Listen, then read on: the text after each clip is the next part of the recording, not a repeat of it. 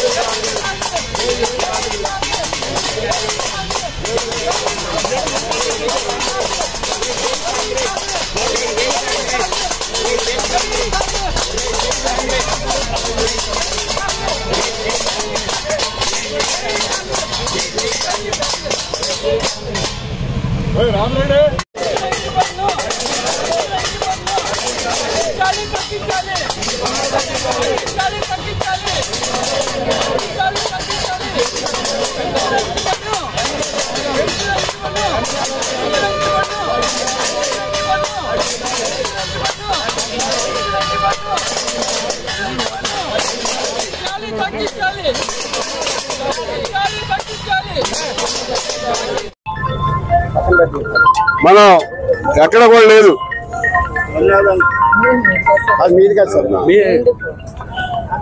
15% పెంచడం అనేది చాలా దారుణం. ఎందుకంటే మన ఇండియాలో ఎక్కడ కూడా ఆస్తి పన్ను ఇంటి పన్నులు 15% పెంచిన దాఖలాలు ఎక్కడ కూడా లేవు. కేవలం మన రాష్ట్రంలోనే ఇది 15% పెంచడం జరిగింది. 15% చొప్పున ప్రతి సంవత్సరం పెంచుకుంటూ పోతే కొన్నాళ్ళకే ఆ ఇంటి వాడరా ఇల్లు అమ్మేసుకునే పరిస్థితి వస్తుంది. గతంలో బ్రిటిష్ టైంలో పన్నులు కట్టలేక పొలాలు వదిలేసిన వాళ్ళు చాలా మంది ఉన్నారు భారతదేశంలో.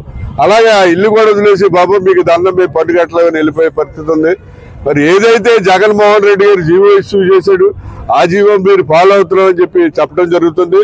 ఈ ఎన్డీఏ కూటమి వారు అయ్యా జగన్ గారు చెత్త మీద పన్ను వేశాడు. రాష్ట్రంలో ప్రజలందరూ కూడా ఆయన్ని ఒరే చెత్త ఏదవా చెత్త మీద పన్ను ఏంటి అని చెప్పి అందరు తిట్టారు. ఆడవాళ్ళు మగవాళ్ళు కూడా అది చెత్త ఏదవా చెత్త మీద పన్ను వేసాడని చెప్పి మీరు ఏం చేశారంటే ఆ చెత్త మీద పన్ను తొలగించి పన్ను లేకుండా చేశారు. ప్రజలందరూ కూడా చాలా హ్యాపీ ఫీల్ అయ్యారు. చెత్త ఎదవ పోయాడు, చెత్త పన్ను కూడా పోయిందని చెప్పి చాలా హ్యాపీ ఫీల్ అయ్యారు. మరి అదేవిధంగా ఈవేళ 15% అనేది చాలా దారుణం. గతంలో మీ ప్రభుత్వం అధికారంగా ఉన్నప్పుడు మీరు 14 సంవత్సరాలు ముఖ్యమంత్రి చేసినప్పుడు సంవత్సరానికి 5% పెంచేవారు. అంటే పెంచొద్దని మీరు చెప్పం, 5% పెంచేవారు. అదేవిధంగా ఇప్పుడు కూడా మీరు 15% కాకుండా 5% పెంచినట్లయితే రాష్ట్ర ప్రజలందరూ కూడా చాలా ఆనందపడతారు. అంతేగాని మీరు ఈ రకంగా పన్నులు పెంచుకుంటా పోతే మరి జనాలు కూడా మిమ్మల్ని కూడా చీకొట్టే పరిస్థితి వస్తుంది. ఎందుకంటే చంద్రబాబు నాయుడు గారు ఎన్డీఏ కూటమి అధికారంలో వచ్చిన తర్వాత నేను సంపద సృష్టిస్తానని ఆయన పదే చెప్తే ఈయన దగ్గర మంత్రదండం ఉందేమో. 14 సంవత్సరాలు ఈయన ముఖ్యమంత్రి చేశాడు, ఏవి సృష్టించేస్తాడో అని అందరూ ఎదురు చూస్తే మీరు చూసేది ఏంటంటే బాధుడు. కరెంటు ఛార్జీలు విపరీతంగా పెంచారు. ఎవరు కరెంటు బిల్లు చూసుకోకుండా బిల్లులు కట్టేస్తారా? బిల్లు చూసుకుని కడితే ఎవరో కూడా కట్టరు. ఎందుకంటే మీకు ఒరిజినల్ గా కాని దానికంటే 300-400 ఎక్స్ట్రా బిల్లులు వస్తుంది. ప్రజలు ఎవరో చూసుకోకుండా గుడ్డిగా కట్టేస్తారు. జగన్మోహన్ రెడ్డి 5 సంవత్సరాలలో 33,000 కోట్ల రూపాయలు కరెంటు భారం పెడితే మీరు మరి ఒక్క సంవత్సరంలోనూ 17,000 కోట్ల రూపాయలు భారం పెట్టడం జరిగింది. అలాగే ఏదైతే ప్రాపర్టీ వాల్యూ ఉన్నాయో వాటిని మార్కెట్ వాల్యూ కంటే ఎక్కువ పెంచారు. సబ్ రిజిస్టర్ వాల్యూని మార్కెట్ వాల్యూ కంటే ఎక్కువ చేసేసి దాన్ని 30% నుంచి 40% కూడా పెంచిన సంఘటనలు ఉన్నాయి. ఈ రకంగా మీరన్నీ కూడా పెంచుకుంటూ వెళ్ళిపోతున్నారు.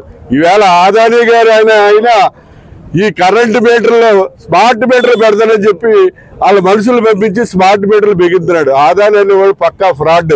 వాడికి మరి మీరు ఎలా కాంట్రాక్ట్ ఇచ్చారో అర్థం కావట్లేదు.